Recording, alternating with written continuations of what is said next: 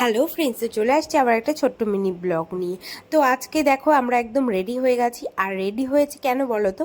আজকে ছিল জামাই ষষ্ঠী, তো আমাদের প্রথম জামাই ষষ্ঠী, তো তার জন্য তো ব্লগ তো বানাতেই হতো। তো আমরা একদম রেডি হয়ে বেরিয়ে পড়লাম। আর রাস্তা থেকে অনেক কিছু কিনে টিনে বাড়ি চলে আসলাম। আর বাড়িতে এসেই এত গরম রাস্তায় কি বলবো, তাই আর বেশিক্ষণ বাইরে দাঁড়িয়ে না থেকে ঝটপট বাড়িতে ঘরে চলে আসলাম। আর ঘরে এসে মাকে সব কিছু দিয়ে আম মিষ্টি যা যা এনেছিলাম সব কিছু দিয়ে মাকে প্রণাম করে নিলাম। আর প্রণাম করেই বসে পড়লাম কুলারের হাওয়া খেতে। কুলারের হাওয়া খেতে খেতে মা নিয়ে চলে আসলো ঠান্ডা। আর ঠান্ডাটা খেতে খেতে আমরা আরও ঠান্ডা হয়ে গেলাম।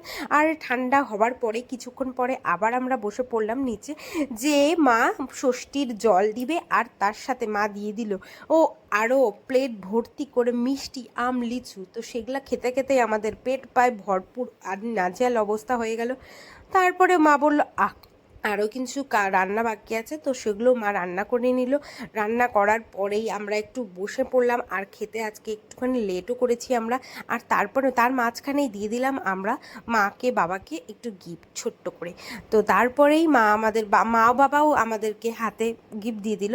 তো তারপরে এই মিষ্টির প্লেট, তারপরে মাঝখানে চলে গেলাম আমরা পিসি, কাকিমণি আর জেঠির ঘরে অল্প মিষ্টির থালা নিয়ে। তো মিষ্টির থালা নিয়ে চলে যাবার পরে মা জেঠির ঘরে বসলাম। জেঠি যেহেতু আবার আমাদেরকে একটু ষষ্ঠী সুতাও পরিয়ে দিল। ষষ্ঠী সুতা পরে চলে আসলাম আবার ঘরে। ঘরে এসেই আমরা তার মাঝখানে চলে আসলো মা আমার বুনুর সাথে গল্প করতে করতে মা আমাদের পরিবেশন করার জন্য সব কিছু নিয়ে পাত পেরে বসে পড়লো। তা দেখতেই পাচ্ছ জামাই এত ঘেমে গেছে এত খাবার দেখে, তো তার জন্য মা একটু হাওয়াও করে দিচ্ছিল।